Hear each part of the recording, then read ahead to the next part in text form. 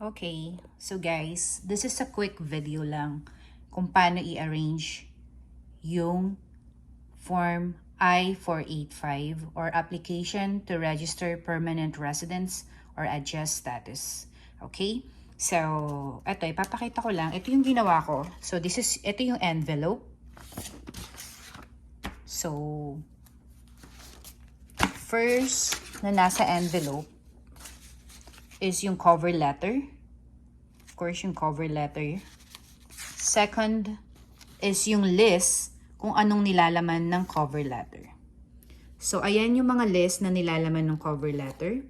17 hanggang 17 documents siya. So, ayan. So, kapag na-compile nyo na lahat, gumamit lang ako ng paperclip sa lahat ng mga 2 pages or 3 pages. And then, dun sa makapal, like yung Form 185, ginamit ko na is etong clip na to.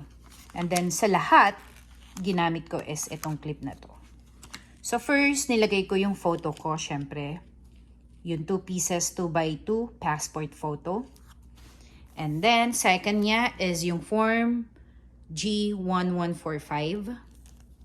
Second niya is, third niya is yung Form 1485. And then, yung NOAA 1. And then, NOAA 2. NVC letter. And then, yung I-94. Sorry sa paa ko kung nakita sa video. And then, yung beneficiary K1 visa. Photocopy din. So, lahat naman to guys is photocopy lang.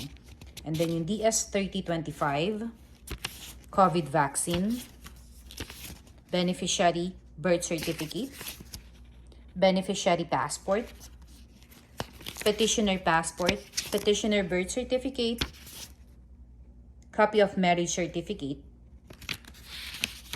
yung marriage record namin, and then NBI Philippine Criminal Record. So, ayun lahat siya guys.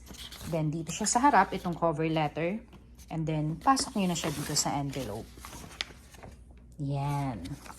So, yun lang. Quick video lang to. Thank you for watching.